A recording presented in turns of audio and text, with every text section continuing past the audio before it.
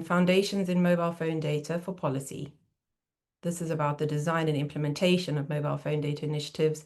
There is another course that will run later on in the year for technical delivery. Very quickly, I want to give people who are joining today an overview of the whole course structure. We're going to have 5 online training sessions, and they will cover these topics. Today, we're talking about an introduction to planning a mobile phone data initiative. Next week, we'll talk about policy applications of mobile phone data, developing mobile phone data partnerships and negotiating access to data from mobile network operators is week 3. In week 4, we'll talk about the data pipeline architecture options that are available and considerations you may want to make. And we'll end with a data quality and characteristics discussion. There are also going to be 2 self-paced topics. One covers the topic of data governance and safeguards, and the other is about communicating in mobile phone data initiatives. We really hope that these courses sessions help you to understand everything you need to know from a practitioner point of view in building a mobile phone data initiative. So now we're going to move to today's session, which is an introduction to planning a mobile phone data initiative. Today's session covers the following topics. I'm going to give a brief introduction to what is mobile phone data, what are we talking about, and particularly the form of mobile phone data known as call detail records or CDRs. We're going to briefly discuss what are the reasons you might want to undertake an initiative in mobile phone data to begin with, what are the key requirements and the key stakeholders you need to engage with, what are the important risks you need to think about when you're planning a mobile phone data initiative, and how might you design for sustainability of the initiative in the future. And finally, I'll end on a brief description of some of the tools that we've been developing in the Global Data Facility mobile phone data window with the World Bank to enable planning of mobile phone data initiatives. So we'll begin by answering the question, what do we mean by mobile phone data? So mobile phones can produce a range of different types of location data, which can be used to study human mobility. What all these types have in common is that they can describe approximately the geographic position of mobile devices and therefore mobile device users over time. You see here 2 types of mobile phone data: mobile network operator data, or MNO data, and GPS data. These data are generated by the activity of mobile devices within the mobile network operator environment, whereas GPS data is generated by smartphones and captured by the software or the applications on the devices. When it comes to mobile network operator data, we have different types that can be processed. There is active and passive signaling data, which occurs when the phone is talking to the network and maintaining its signal. We have call detail records, which are produced when people use their phone to send a text, make a call, or to access the internet. And we also have mobile phone data related to mobile money and transaction information, such as top-ups. There is data held at the mobile network operator too with regard to things like the cell tower infrastructure and the know your customer information. These different data types can be used for different things. All of these can generate mobility insights, as I've already mentioned. Social network insights can be produced using call detail records and who's contacting who, and you can both use that and mobile money and transaction data to understand a bit about expenditure. The particular type of data that we're talking about in today's session, and more broadly in the course that you've signed up to, is call detail records. This is where the biggest body of knowledge exists and what we're focusing on in terms of delivering this training for you. I want to recap just a couple of differences between call detail records as a data source and GPS data. The differences are defined by how that data is generated, collected, and stored. Call detail records are collected and stored by mobile network operators on their systems, and it's for billing purposes. So we are utilizing that and processing it for a new purpose when we're trying to understand things like human mobility from it. whereas GPS data on smartphones and then smartphones apps are collected by the organizations that put the app out and to which people have signed up to use the app. The spatial resolution and precision of the data is therefore different. From CDR data, we're using the cell tower location in order to approximate where people are on the network. So this varies across areas and across space. Whereas GPS data is very specific to the device's location. It's a bit more accurate and exact. It's not relying on the proxy of the cell tower that's provided the service to the end user for location information. The temporal resolution is also therefore different. GPS data, because of its nature, is frequent and constant, so you've got a continuous data stream available, whereas CDR data very much depends on the end user actually using their phone. The temporal resolution for that is therefore more intermittent, and the temporal resolution is going to be much more sparse if people are not using their phones very regularly. The population coverage for these two different data types varies too. CDR data covers all phones, whether it's a smartphone or what we call a feature phone, a dumb phone, whereas GPS data is only going to be generated by those people who have subscribed to that particular app on their smartphone. We'll be talking a little bit more in another session about the key characteristics of the CDR data that we're talking about in this training course. For now, I'm going to briefly explain how CDR data is generated before going into talking about how we might want to use it.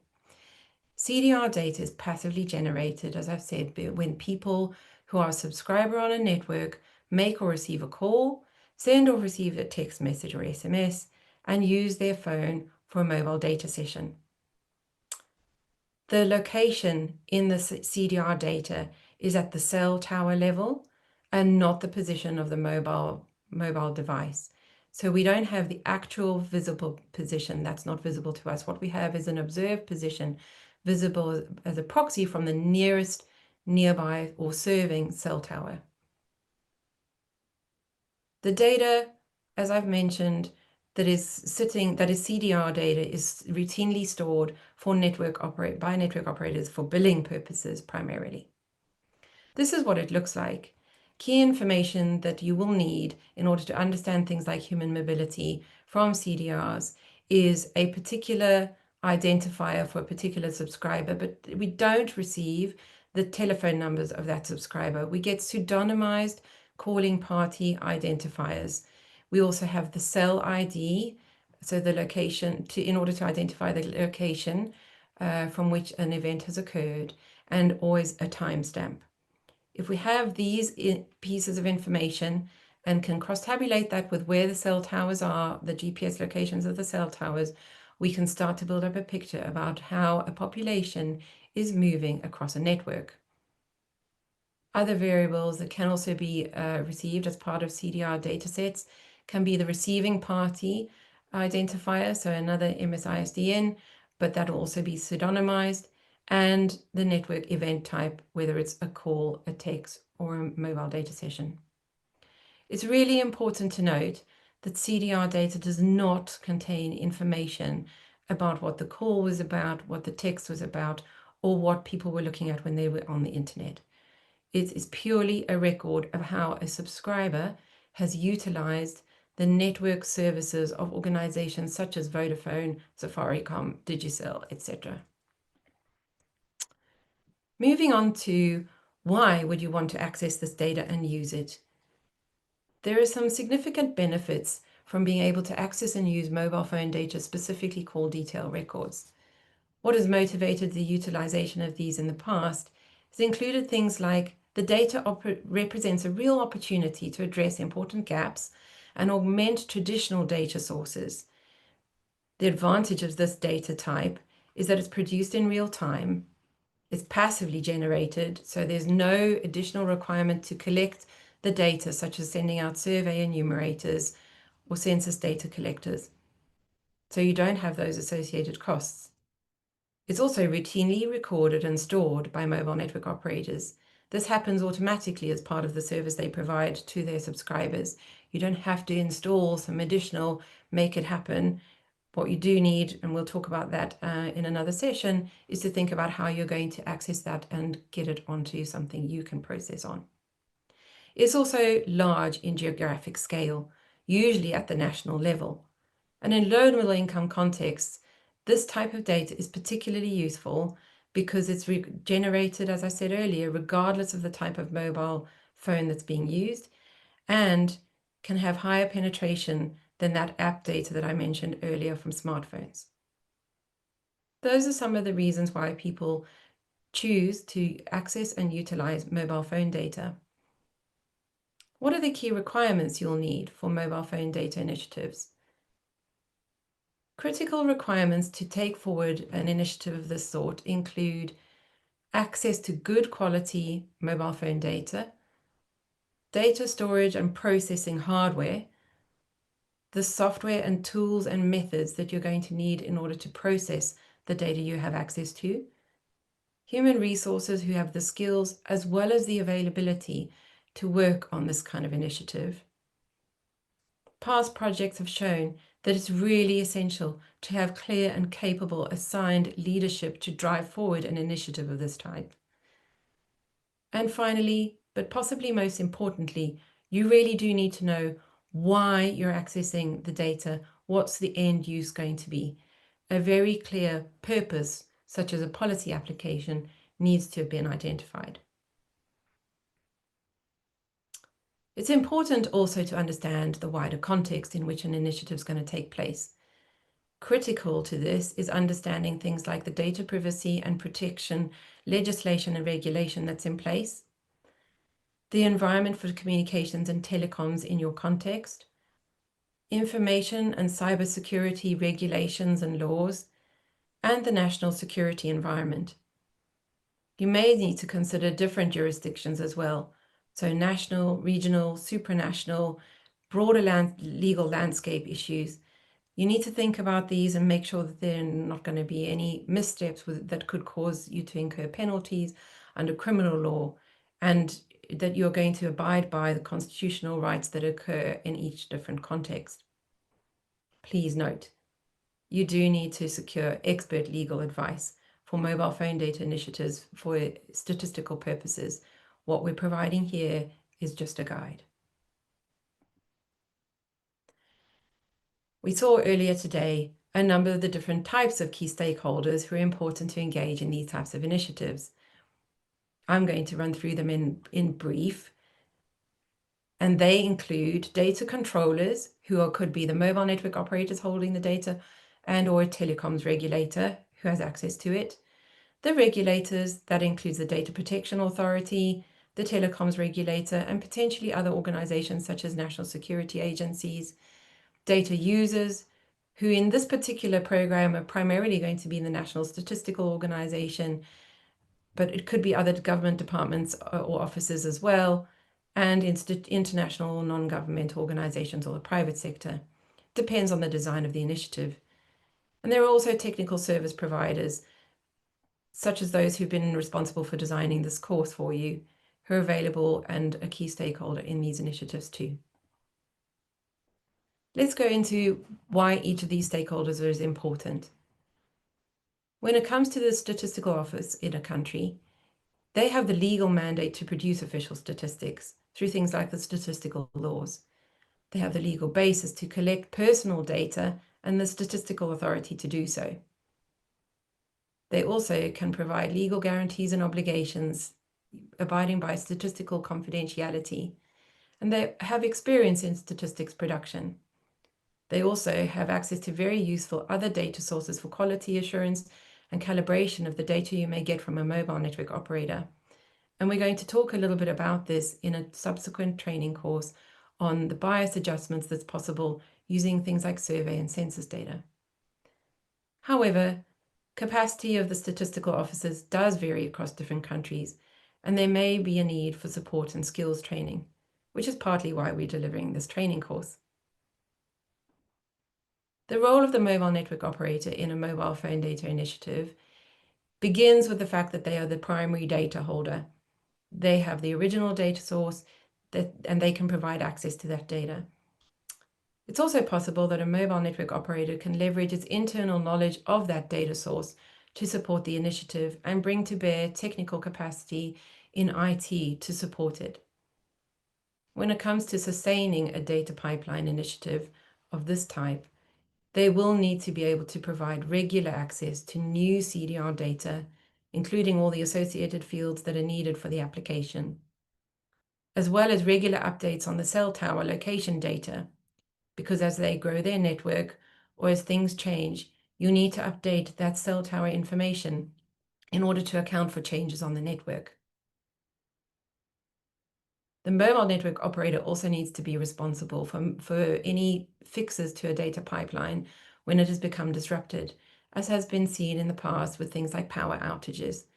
They're going to need to do the data gap filling. Why might a network operator get involved in this kind of initiative? It includes things like benefits from statistical expertise of the NSO, gaining access to other data sources through data exchange with the National Statistical Office. A lot of mobile network operators get involved in these initiatives because of the opportunity for strong brand and reputation and corporate social responsibility incentives, and there may also be financial incentives. I will just highlight that some of these and other reasons why people might engage in a mobile network, a mobile phone data initiative, will be covered off in a course in the session in 2 weeks' time. The role of the telecoms regulatory authority in a country and in a mobile phone data initiative is that they can play actually different roles. They have regular contact with the mobile network operators, and they often have a development agenda. They do need to be consulted so that there are going to be no objections to the data processing by the partners in a partnership of this type that we're describing here today. And they may have a mandate to collect the records themselves. So they can actually play different roles. They can be a facilitator of a partnership in the initial phases. They can be a processor of certain types of statistics, such as information society, information related, for example, to internet penetration rates in a country. And they can be the data gathering and processing party for other use cases as well. What's the role of a data protection authority in a mobile phone data initiative? In some cases, it's obligatory by law to involve the data protection regulatory body. But even if it isn't, it's quite important to do so because they have a really important role to play in striking the balance between the public interest in processing such data and privacy preservation. They can give you guidance and advice on how to ensure that the data protection measures that you are thinking about are adequate and whether they're proportional to the risks. Involving a data protection authority and having their endorsement can significantly enhance public trust in any such initiative. There are other stakeholders too. They include the end users who do need to be engaged to specify their needs and can potentially also provide some support such as political will or fundraising. They're critical, though, to engage in terms of understanding what they want the data for. The research community can provide academic rigor and some useful resources for research purposes.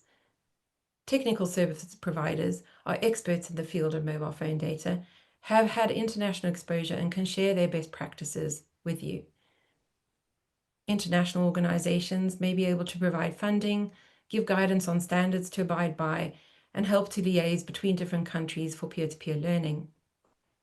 It may be that you also need to engage with legislators who may need to approve changes to legislation if that's deemed necessary for an initiative to take place. And finally, but importantly, there are the data subjects who have an interest in protecting their privacy. It's actually worth thinking about what are the different stakeholders and what concerns might they have as you think about planning a mobile phone data initiative. So, for example, the subscribers want to protect their privacy and ensure that there's been no misuse of their data. A mobile network operator wants to protect their subscribers. They have a legal responsibility to do so, but they also have a reputation to uphold. They may also have commercially sensitive data that they're sharing and want to protect that commercial sensitivity and keep it confidential. This may include things like the cell tower locations, but also things like market share. No mobile network operator wants to give away market share by being involved in a mobile phone data initiative. It's important to talk to them about how they can protect that. Regulators want to ensure that there's adherence to regulations and to license terms and conditions. They want to also protect individual level privacy. The end user wants to ensure that data is fit for purpose.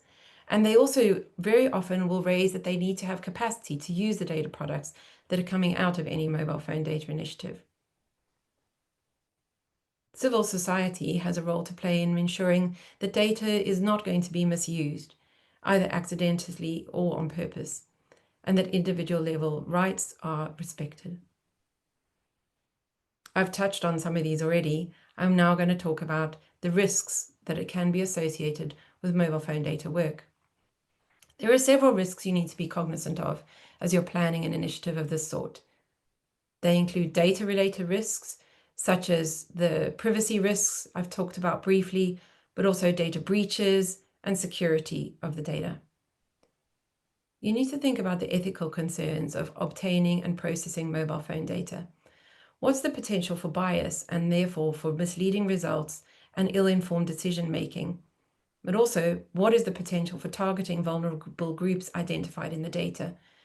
For example, if we're understanding human mobility from analyzing mobile phone data, we'll be able to understand patterns of migration, and we don't want to enable targeting of vulnerable groups such as internally displaced persons or migrant populations. There are also reputational trust issues or risks to consider. Public trust is really important for sustained mobile phone data initiatives. A public backlash can put a stop to such initiatives, as has been shown in the past in a number of countries where access to data has been obtained and then there's been a pushback. The purpose and mandate for accessing such data, processing it and using it needs to be super clear so that people can understand and be supportive of the initiative. And regulatory and legal risks, as I've mentioned, are critical to making sure that you are thinking about and going to ensure compliance with your local laws and regulations. Some of the ways you can deal with this and mitigate for such risks include having very clear roles and responsibilities for any and all staff who are going to be responsible for handling the data.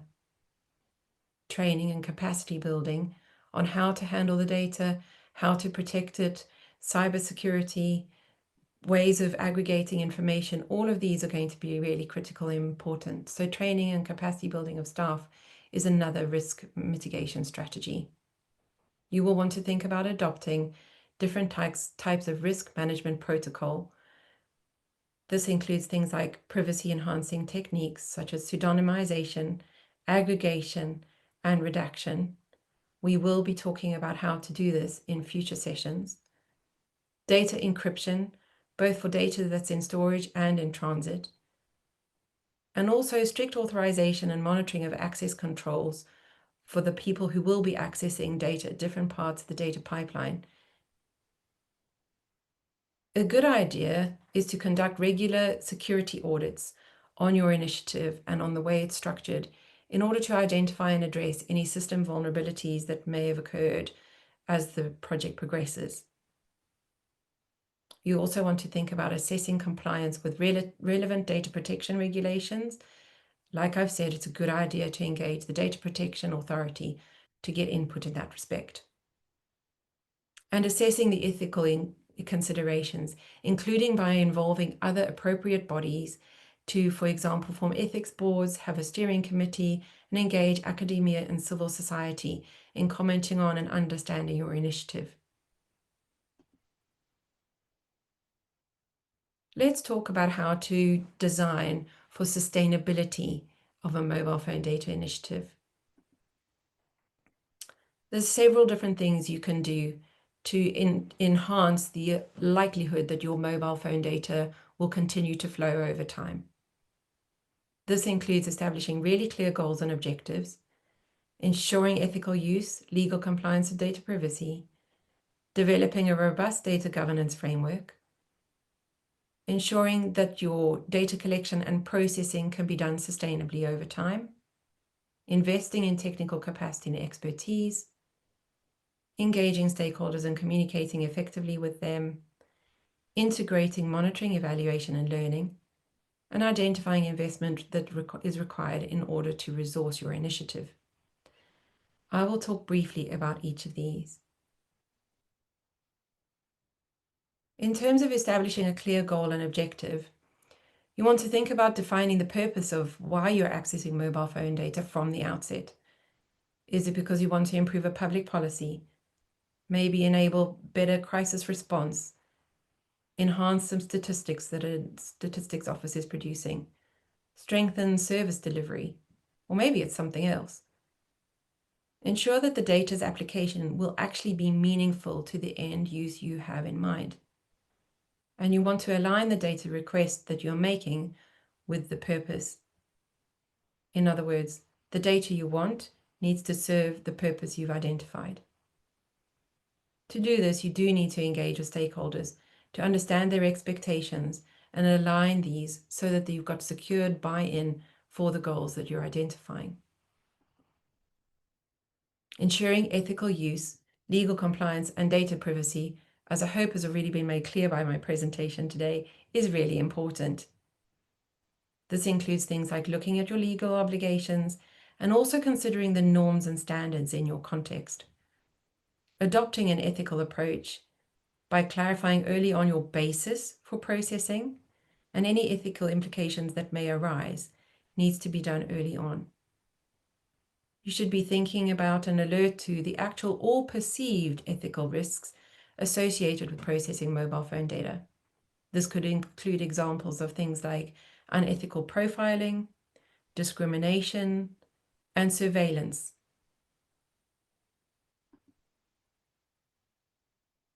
When it comes to developing a robust data governance framework, you want to think about things like clarifying the data stewardship roles within your initiative, making sure that you have strong security measures in place to protect the data, ensuring compliance protocols have been identified and are adopted, have accountability processes in place to ensure that all parties are held accountable for abiding by what's been agreed. Make sure you've got data access control mechanisms to ensure that security and that the data is protected. Be clear on your approval processes for the release of any data to any party or wider dissemination to end users. And enable and inform your quality assurance standards and approaches. Designing for data collection and processing to be done on a sustainable basis includes things like thinking about scalability of your infrastructure. As the volume of data grows over time, you are going to need to have this ability to scale up your data storage and processing power. To enable continuous data flow, you're going to need to have a long-term data access agreement. It's no good having just a short-term agreement or a single data dump. That's not going to enable you to have a data flow. And finally, you want to think about automating your data pipelines as far as possible to minimize human error and reduce the amount of manual intervention that's required in order to move the data from one step to another. We will be talking about data pipelines in a future session in the course in week 4. You will need to think also about making sure that you build up the technical capacity and expertise that you need for a mobile phone data initiative to take place. In particular, you're going to need some skilled personnel to be involved. That includes data engineers, data scientists, and data analysts who can help you with the processing and analysis of the data. You'll also need some other skill types, such as project managers, to drive the initiative forward. Think about your training and capacity building. A good idea is to start with conducting a skills needs assessment and identify gaps that you need to prioritize for investment and improvement. You may want to hire in or build up your key foundational skills for big data analytics to enable the types of activities that need to occur. And you will want to provide training in data privacy, security, and ethical data use across all the partners who are involved. Engaging your stakeholders and communicating effectively is also really important for sustainability. Think about engaging the stakeholders we talked about earlier in the session, early on in your design. You need to understand the concerns that I raised and others that they may have and address them in your design. You will want to talk to the envisaged end users and conduct user requirements gathering early on in your design process. There's a need to think about a clear dissemination plan for data products, including engaging civil society and what you do about public-facing messages. As I mentioned earlier, there will be a self-led component of this training course that goes into this in more depth. It's a good idea to think about how you might create feedback channels so that any concerns or suggestions for improvements from stakeholders can be captured and fed into your design of your project.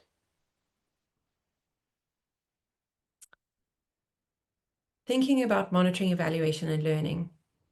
You want to think about how you can put in place mechanisms and measures to track your progress and identify if you're achieving the impact for which you have gained access to mobile phone data.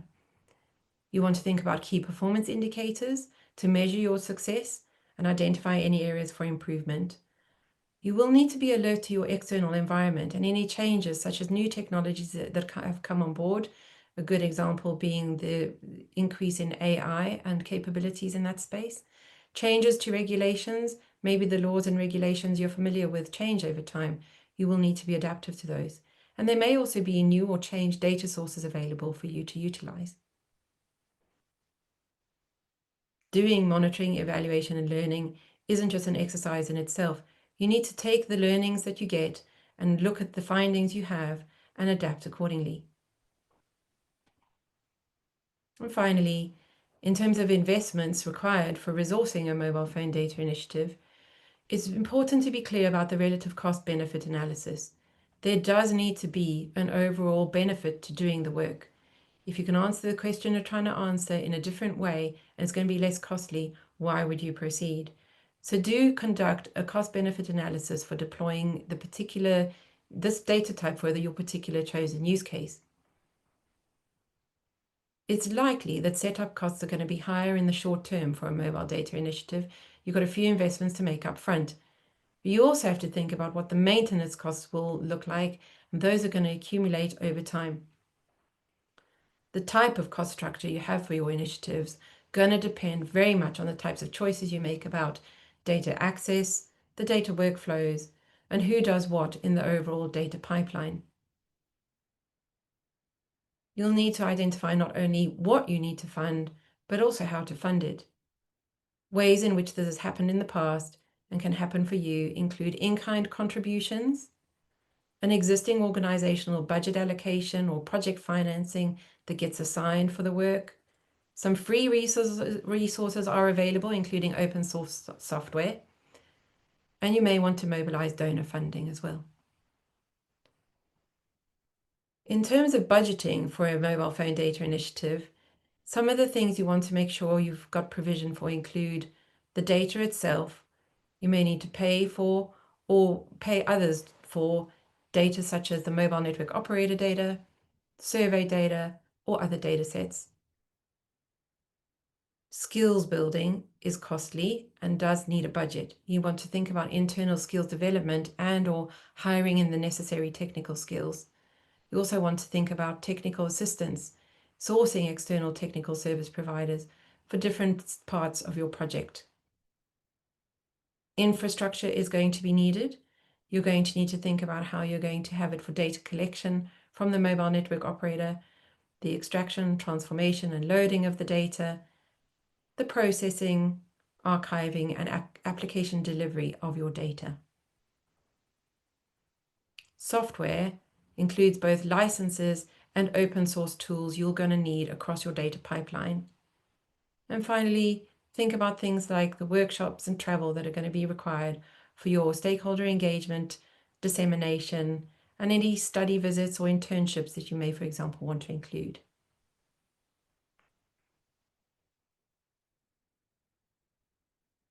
As part of the Global Data Facility mobile phone data window, a number of different tools and resources have been developed to help with planning a mobile phone data initiative. I will briefly explain what these are and then signpost you to the additional resources that are going to go up onto the Open Learning Campus platform, which includes short videos and some materials for you to utilize. The first of these tools is the Theory of Change tool. As part of planning this overall initiative, the World Bank used theory of change to identify what would be the inputs, the outputs, the outcomes, and the impact of the initiative that's funding this training course. There is information about this in this document, the narrative describing the theory of change, and I will be providing you with the access to information about the theory of change, as well as what is a theory of change and how might you be able to utilize it in your planning. There's a whole suite of tools available to help you think through how you might identify the inputs for the outputs that you need and how you link those to outcomes in order to identify what your impact is going to achieve, the impact you've identified you want to have, as well as how do you do things like check the assumptions you're making along the way. The second tool I want to introduce to you today and signpost you to online is the Maturity Assessment Framework, an associated tool. This framework is drawn from experience and expertise in a number of different countries working on this type of initiative over many, many years. And it is designed to help you think through and self-assess where you are at in your context with regard to key critical dimensions for delivering a mobile phone data initiative that include things like how feasible is it to run one in your context, what's the impact you're hoping to achieve, and how might you sustain it. Within these dimensions or areas of assessment, there are a number of details that have been provided in the tool with regard to how you might think about each different component. We don't have time today for me to go through all of these in detail, but I have recorded some sessions for you, and you are welcome to, at your leisure, go through them online.